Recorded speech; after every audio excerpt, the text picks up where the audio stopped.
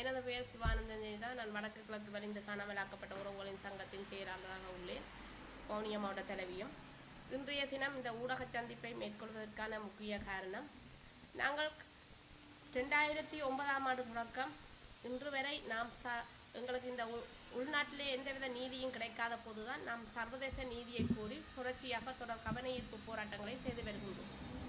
இப்போ கடந்த 25ஆம் தேதியும் நாங்கள் செம்மணி புதைகுழியிலே நாம் இந்த ஜெனீவாவில் நடக்கின்ற கூட்டத்தொடரின் போது எங்களுக்கான உள்ளக பொறிமுறை வேண்டாம், சர்வதேச நீதி பொறிமுறை ஊடாக நீதி வழங்க வேண்டும் என்பதை கூறித்தான் நாங்கள் அங்கேயும் அந்த கவன ஈர்ப்பு உணவு தவிர்ப்பு போராட்டத்தை செய்து வந்தோம்.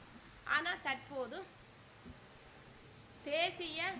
இலங்கை தேசிய சமாதான பேரவை என்று சொல்லி ஒரு அமைப்பானது தெற்கில் இருக்கின்றவர்கள் இங்க வடமாகாணத்தில் நாளைய தினம் மத்திய பேருந்து நிலையத்தில் யாழ்ப்பாணத்தில் முன்றலில் ஒரு போராட்டத்தை செய்ய இருக்கின்றார்கள். எனவே அவர்கள் நாங்கள் இன்று வரை கூறிக்கொண்டிருக்கிறது, எங்களுக்கு சர்வதேச நீதி பொறிமுறை ஊடாகத்தான் நீதி வழங்க வேண்டும். ஒரு கொலை குற்றவாளியிடம் சென்று நாங்கள் எந்தவித நீதியையும் பெற முடியாது. எனவே அவர்கள் உண்மையை கண்டறிய மாட்டார்கள், நீதியை நிலைநாட்ட மாட்டார்கள், அவர்களுக்குரிய தண்டனை வழங்க மாட்டார்கள், மீள் நிகழாமையை உறுதிப்படுத்த மாட்டார்கள். அந்த வகையிலே தான் நாம் இந்த நாட்டில் கிடைக்காத போது சர்வதேச நீதி பொறிமுறை ஊடாக நீதி வழங்கப்பட வேண்டும். இந்த செம்மணி மனித புதைக்குழிக்கு அந்த எலும்பு கூடுகளின் ஆய்வுக்கு சரியான சர்வதேச நிபுணர்கள் வந்து ஒரு மரபணு பரிசோதனை செய்து வலிந்து காணாமலாக்கப்பட்டவர்களுக்கும் செம்மணி புதைக்குழிகளுக்கும் அனைத்து புதைக்குழிகளுக்கும் ஒரு நெருங்கிய தொடர்பு இருக்கின்றபடியினால் தான் நாம் இந்த ஊடக சந்திப்பை இன்றைக்கு செய்ய வேண்டி இருக்கின்றது. எனவே நாம் ஒன்றை கூறுகின்றோம், மனித புதைக்குழிகளில் சிதைக்கப்பட்டு புதைக்கப்பட்டவர்கள் யார் என்று தெரியாமல் இந்த வலிந்து காணாமலாக்கப்பட்ட உறவுகள் இன்று வரை அவர்கள் யார் என்பதை கண்டுபிடிப்பதற்காகவே அவர்கள் போராடி வருகின்றார்கள். எனவேதான் இந்த இலங்கை தேசிய சமாதான பேரவை என்பவர்கள் ஒரு நீதி அமைச்சரிடம் சென்று நீதி கேட்பதற்கு உள்நாட்டு பொறிமுறை ஊடாக செய்து இந்த மக்களுக்கான நீதியை இல்லாமல் செய்வதற்கும் அவர்களது போராட்டத்தை நீர்த்து போக செய்வதற்குமாகவே இந்த போராட்டத்தை அவர்கள் முன்னெடுக்கின்றார்கள். எனவே கடந்த காலத்திலே வடமாகாணத்திலே NPP கட்சிக்கு தமிழ் மக்கள் வாக்களித்து அந்த அமைச்சர்களையும் பாராளுமன்ற உறுப்பினர்களையும் அங்கு அனுப்பிய போதுதான் இன்று சர்வதேசத்திலும் பேசப்பட்டு கொண்டிருக்கின்றது. தமிழ் மக்கள்கள் இந்த NPP கட்சி இப்போ தேசிய மக்கள் சக்தியாக இருக்கின்ற அரசை வரவேற்றிருக்கின்றது. எனவே நீங்கள் உள்நாட்டு பொறிமுறையின் ஊடாக இதை தீர்க்கலாம் என்ற ஒரு மாயையை அங்கு சர்வதேச சமூகத்திடம் எடுத்துக்காட்டப்பட்டிருக்கின்றது.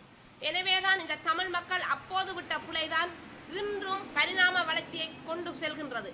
அதே போன்று இந்த இலங்கை தேசிய சமாதான பேரவை நாளை செய்கின்ற போராட்டமும் அந்த எமது சர்வதேச நீதி பொறிமுறையூடாக கிடைக்கப் போகின்ற நீதியையும் மற்றது தமிழ் இனத்திற்கு இழைக்கப்பட்ட அநீதிகளை மூடி மறைக்கும் அரச இயந்திரங்களாகவும் அவர்களது இராணுவத்தையும் அரசையும் காப்பாற்றுகின்ற நோக்கத்துக்காகவும் அவர்கள் இந்த ஒரு நீதி அமைச்சரிடம் நீதி கேட்கின்ற ஒரு போராட்டத்தை இவர்கள் செய்கின்றார்கள். எனவே நாங்கள் அதை முற்றாக நிராகரிக்கின்றோம். இந்த வலிந்து காணாமலாக்கப்பட்ட உறவுகளாகிய நாம் எம்மிடம் வந்து கேட்டார்கள் இந்த போராட்டத்துக்கு பங்களிப்பு செய்ய சொல்லி.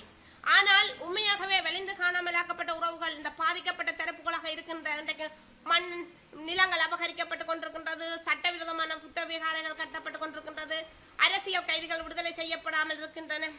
அப்படியான பல வடக்கு கிழக்கில செய்து கொண்டிருக்கின்ற அரசானது தமிழ் மக்களுக்கு எந்த விதமான நீதியும் வழங்காமல் இருக்கின்ற போது இந்த இலங்கை தேசிய சமாதான பேரவை இப்படி கூறி இந்த உள்நாட்டுக்குள்ளே முடக்கி தமிழினத்திற்கு எந்தவித நீதியும் கிடைக்காமல் செய்வதற்கும் இந்த போராட்டங்களை வலிந்து காணாமலாக்கப்பட்ட ஒரு நீதிக்காக போராடுகின்ற போராட்டங்களை நீர்த்து செய்வதற்காகவும் ஒரு சமாதானம் என்ற ஒரு சமாதானம் சாந்தி என்று சொல்லிக்கொண்டு ஒரு அவர்கள் மத குருமார்களாக கூட இருக்கலாம்,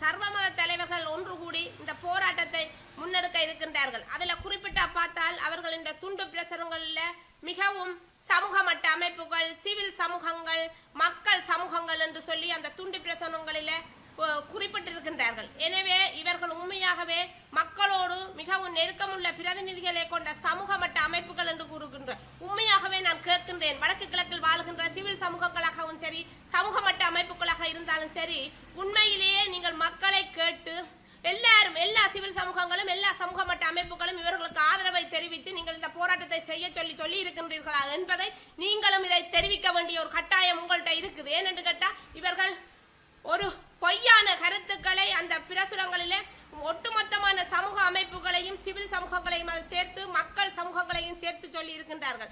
எனவே நாம் ஒரு மக்கள் வைத்த கோரிக்கையாக சொல்லப்பட்டிருக்கின்றது. உண்மையாகவே நாங்கள் சொல்லுகிறோம், பாதிக்கப்பட்ட மக்களாகிய நாங்கள் இவர்களிடம் போய் நாங்கள் கூறவில்லை உள்நாட்டு பொறிமுறையின் ஊடாக எங்களுக்கு நீதியை பெற்றுத்தாருங்கள் என்று. நாங்கள் இன்று வரையே சர்வதேச நீதிக்காக போராடி கொண்டிருக்கின்ற சமூகமாக தெரிந்து கொண்டும் திருப்பியும் எங்கள் போராட்டங்களை நீர்த்து போக செய்யவும் எங்கள் தமிழினத்துக்கு எந்த ஒரு நீதியும் கிடைக்கக்கூடாது என்பதற்காகவே முழுக்க அரச இயந்திரமாக பயன்படுத்தப்பட்டு வருகின்றார்கள்.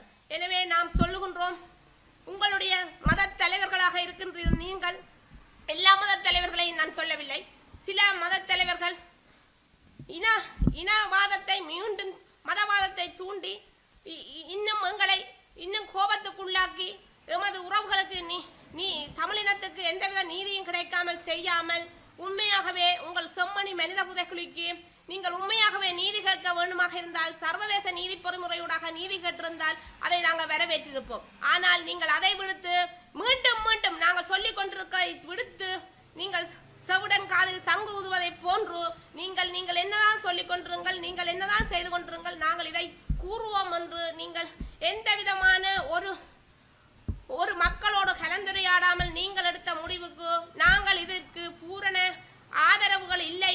இதில் மக்கள் உங்களுக்கு இந்த போராட்டத்துக்கான எதிர்ப்பை நாங்கள் பாதிக்கப்பட்ட தரப்புகளாகிய நாங்கள் உங்களுக்கு சொல்லி வைக்கின்றோம். எனவே வருங்காலத்தில் யாராவது உள்ளக பொறிமுறையூடாக நீதி கேட்கின்ற நீங்களா இருந்தால் தனிப்பட்ட கருத்துக்களை தவிர்த்து தனிப்பட்ட கருத்துக்களாக நீங்க கூறுகின்றீர்கள் என்று சொல்லாமல் சொல்லிக்கொண்டு மக்களை பயன்படுத்தாதீர்கள். அதுக்கு நான் சொல்லுவேன், மக்களை பயன்படுத்தாதீர்கள். ஏன்னு கேட்டா, அப்பாவி மக்கள் பாவம், அவர்கள் ஒரு நீதிக்காக குரல் கொடுத்து கொண்டு இருக்கிறவர்கள், தமது உறவுகள் எங்கே என்று தெரியாம இருக்கின்றவர்கள், தங்களோட பிள்ளைகள் இன்றை வருவாரா நாளை வருவாரா என்று கேட்டுக்கொண்டு இருக்கிறவர்களுக்கு நீங்கள் இப்படியான மீண்டும் மீண்டும் பேரதிர்ச்சிகளை கொடுத்து மன உளைச்சலுக்குள்ளாகி அவர்களை இன்னும் மரணத்துக்கு கொண்டு செல்லாமல் அவர்களோட நீதியை பெறுவதற்கு நீங்கள் உண்மையாகவே உதவியாக இருக்காட்டியும் உபத்திரம் கொடுக்காமல் நீங்கள் உங்களுக்கு எத்தனையோ வேலைகள் இருக்கும், அத்தனை வேலைகளுக்கும் நீங்கள் உங்களோட பணங்களை செலவழித்து நீங்கள் செய்யலாம். அதை விடுத்து இன்றைக்கு சமாதான பேரவை என்று சொல்றீங்கள். இந்த சந்திரிகா ஆட்சி காலத்திலே சமாதான புறவை இங்க பறக்க விட்டிருந்தார்.